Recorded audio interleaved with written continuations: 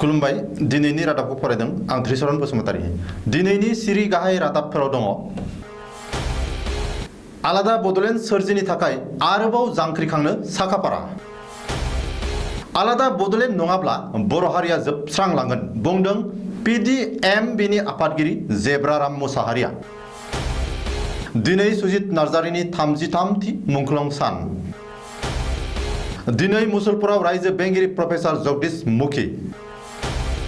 आगु NDPआ मोनसे coordination committee दाबाय। बागजान जाथायनि सायाव नायबिजिरनो मिरुनि बिथोन। खहा जानाय नखरफोरनो 30,000 रां खहा सुफुंनाय होगोन। आसामाव कर'नाजों आरोबाव सासे सुबुंनि जिउ खहा। आमेरिका आरो कानाडानिफ्राय आरोबाव 3 रोंग'साफोरा बागजानाव फैगासिनो। जिल्ला कंग्रेसनि गाहाय नेहाथारिजों लोगोसे सा 50निबो बांसिन BPFआव हाबदों। दानिया आबुं रादाब।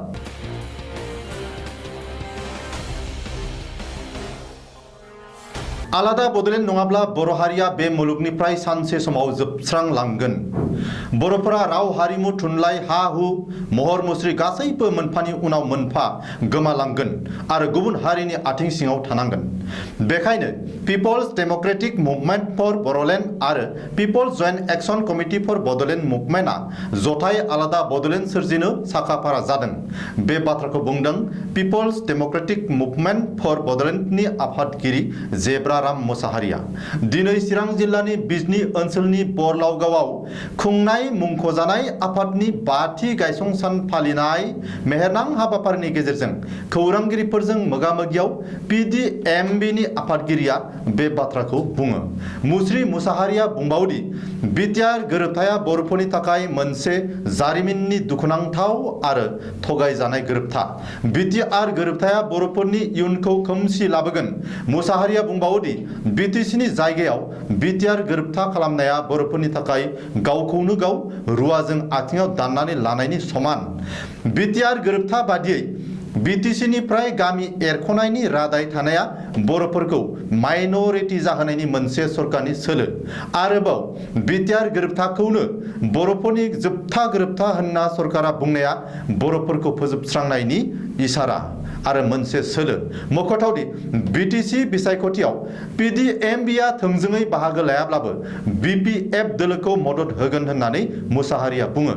बबेखानि BTCनि बिसायख'थिनि उनाव PDMB, PJACBM आरो माखासे बर'नि आफादफोरा खौसे आलादा बड'लेण्डनि थाखाय जांख्रिखांनाय हाबाफारि लानो थाखाय साखाफारा जादों होननानै सुलुङाव मिथिहोयो।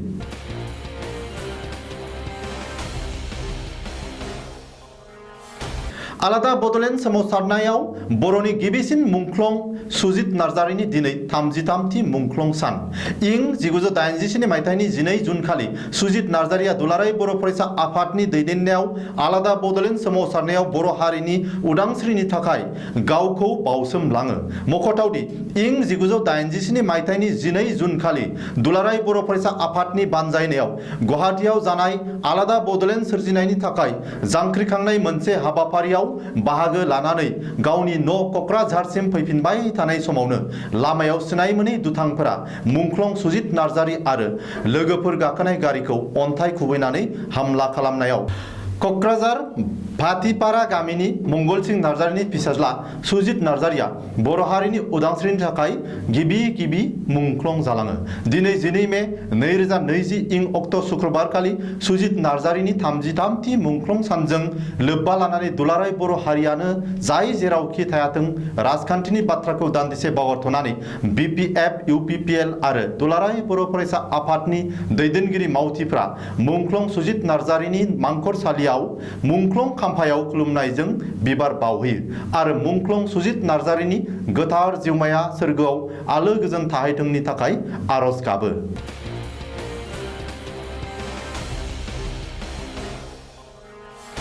आसामनि रायजो बेंगिरि प्रफेसर जगदीश मुखिया दिनै बाक्सा जिल्लानि सदर मुसलपुराव दावबायफैयो आरो जिल्ला खुंथायजों सावरायफैयो। मुसलपुराव रायजो बेंगिरिजों लोगोसे बिटिसिनि खुंगिरि राजेश प्रसादाबो बाहागो लादों। मिथिनो मोननाय बादिब्ला बाक्सा जिल्ला सदर मुसलपुराव फैनायनि सिगां रायजो बेंगिरिया बरबरियाव थानाय रिजार्व पुलिसनि बादायाव हाबहैग्रोयो आरो दंफां गायनाय हाबाफारियाव बाहागो लायो। बे दंफां गायनाय हाबाफारिखौ सामलायदोंमोन बाक्सा जिल्लानि जिल्ला बेंगिरि रन्जन शर्माया।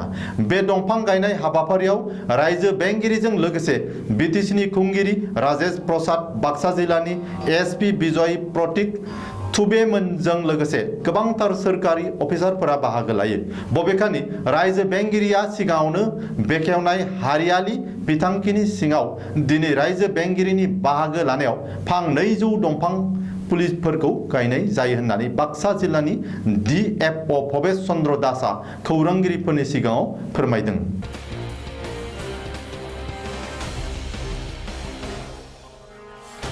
बिटिआर गोरोबथानि दफाफोरखौ मावफुंजोबनायनि थांखियै आगु NDFB नि मोनब्रैबो हानजाया मोनसे कोअर्डिनेशन कमिटि दानानै लाबाय। बाक्सा जिल्लानि सिमलायाव बिस्तिबारखालि NDFB आरनि आगु गाहाय नेहाथारि बि अनजालुनि आफाद दैदेननायाव आगु NDFB नि मोनब्रैबो आफादनि दैदेनगिरि आरो सोद्रोमाफोरा जथुमनानै coordination committee for BTR accord implementation of XNDFB मुंनि कोअर्डिनेशन कमिटिखौ दानानै लायो। बबेखानि coordination committee for BTR accord implementation of XNDFB नि मुङै बे कमिटियाव आफादगिरि महरै थिरेन बर', लेङाइ आफादगिरि महरै सुनिल ब्रह्म आरो बि सावरायग्रा गाहाय नेहाथारि महरै बि अनजालु, फोनांजाब नेहाथारि महरै आइ सुलुं आरो बि बान्दा आरो बि रिमिनलांखौ राङारि नेहाथारि महरै मोननो हादों होननानै थिरेन बर'आ खौरांगिरिफोरनि सिगाङाव बुंदों। थिरेन बर'आ बुंबावनाय बादिब्ला गोविंद बसुमतारीखौ नागारनानै बे कोअर्डिनेशन कमिटिखौ दानाय जादों। मोनसे गिदिर थांखियानो जाबाय जे जिहेतु MOS बेयो मोनसे एग्रिमेन्ट जानानै फैबाय, बेखौ इमप्लिमेन्टेशन खालामनांगौनि दायित्वआ जिहेतु जोंनाव फैबाय।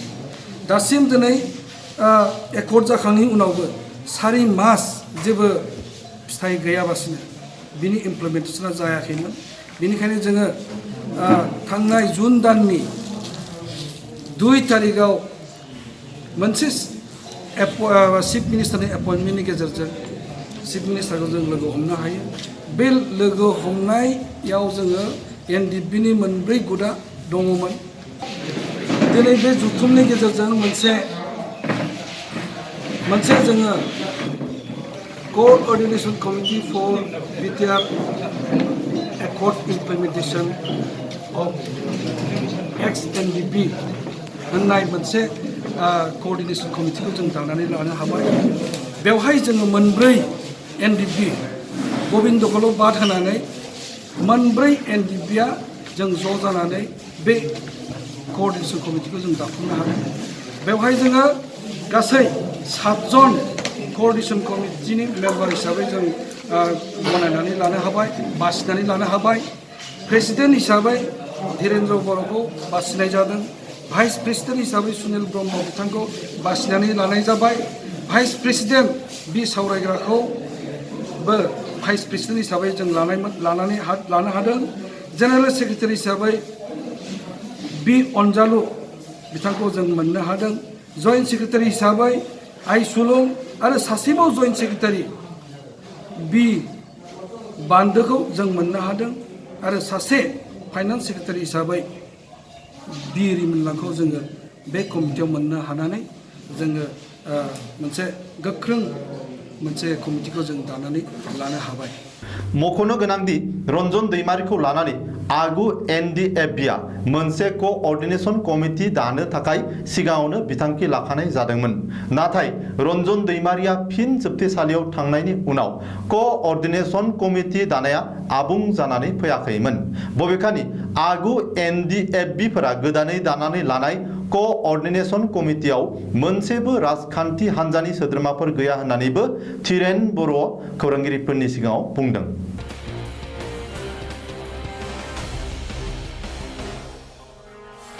तिनसुकिया जिल्लानि बागजानाव थानाय अइल इन्डियानि थाव फुंखायाव गिख्रंथाव अर नांनाय जाथायखौ नायबिजिरनो थाखाय आसाम सोरखारा बिथोन होनायनि उनाव मिरु सोरखाराबो नायबिजिरनो बिथोन होबाय। बे नायबिजिरनायखौ सामलायनो थाखाय मिरु पेट्रलियाम मन्त्रालया साथाम सोद्रोमानि मोनसे कमिटिबो बानायनानै होबाय। मिरुजों थिसनजानाय बै कमिटिनि साथाम सोद्रोमाफोरा जादों हाइड्रोकार्बन सञ्चालननि director general SCL Das, ONGC नि आगु मासिगिरि आरो मेनेजिं डाइरेक्टर BC बरा आरो ONGC नि आगु डाइरेक्टर TK सेनगुप्ता। रिपर्टनि बादिब्ला बे कमिटिखौ SCL दासआ दैदेनगोन। ओरैहाय बाक्सानाव गिख्रंथाव अर खामनायजों भुगिनांनाय आरो खहा जाजानाय मोनफ्रोमबो नखरनो रायजो सोरखारनि बिथिंनिफ्राय 30,000 रां खहा सुफुंनाय होगोन होननानै आसामनि दारिमिन आरो फालांगि बिफाननि मन्त्रि चन्द्र महन पाटवारिया दुलियाजानाव खौरांगिरि मेल खुंनानै फोसावदों।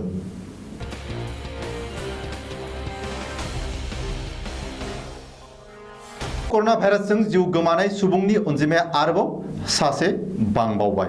सिलचर मेडिकेल कलेज देहा फाहामसालियाव दिनै कर'ना भाइरासजों गाग्लोबजानाय सासे आइजोनि जिउ गोमायो। बेजों लोगोसे आसामाव कर'नाजों जिउ गोमानाय सोद्रोमाफोरनि बिबाङा दासिम 7 सिम जाबाय।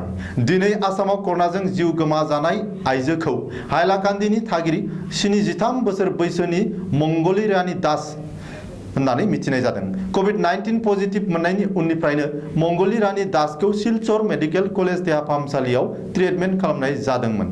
सुलुङाव मिथिनो मोननाय बादिब्ला मंगली रानी दासआ सासे केन्सार बेरामिमोन आरो बियो दिल्लीनि एम्सआव फाहामथाय लानानै आसामाव फैफिनदोंमोन। मंगली रानीजों लोगोसे बिनि फिसाज्लायाबो आसामाव फैदों होननानै सुलुङाव मिथिनाय जादों।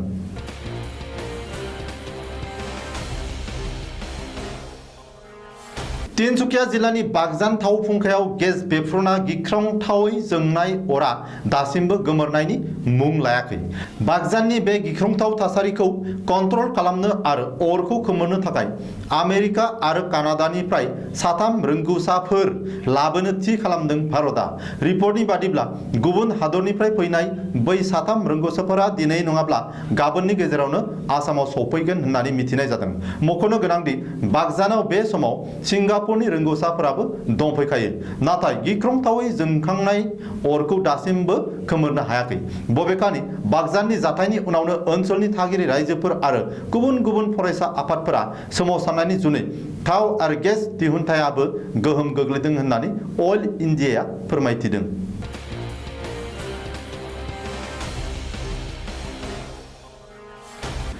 बिटिसिनि बिसायख'थिखौ लानानै बायदि हान्जाफोरनि गेजेराव दाजाब दानख' जाबाय थानायनि गेजेरावनो बिस्तिबारखालि बाक्सा जिल्लानि 23 नं दिहिरा बियाबनि BPF हान्जानि बिजाथि राजेश बरालखौ मदद होनानै देरहासार खालामनो थाखाय बाक्सा जिल्ला कंग्रेसनि गाहाय नेहाथारि हितेश्वर राभाजों लोगोसे हान्जानि गोबां मावथिफोरा BPF हान्जायाव हाबफैयो। हान्जायाव गोदानै हाबफैनाय सोद्रोमाफोरनो 23 नं दिहिरा बियाबनि BPF हान्जानि बिजाथि राजेश बराल, BPF हान्जानि मिरु सोद्रोमा जयलाल पक्रेल आरो हान्जानि दैदेनगिरिफोरा गांफा हान्जानि फिरफिला आरो फालि होनानै बरायो। ओरैहाय BPF हान्जायाव गोदानै हाबफैनाय थामहिनबा बाक्सा जिल्ला कंग्रेसनि गाहाय नेहाथारि हितेश्वर राभाया हाबाफारिनि गेजेरजों फैगौ समावबो BPF हान्जायानो बिटिसिआव 4थि खेबनि थाखाय फिन सरकार दाफिनगोन होननानै बुंनानै 23 नं दिहिरा बियाबाव BPF हान्जानि बिजाथि राजेश बराला देरहासार जानाया 100% रोखा होननानै बुंथियो।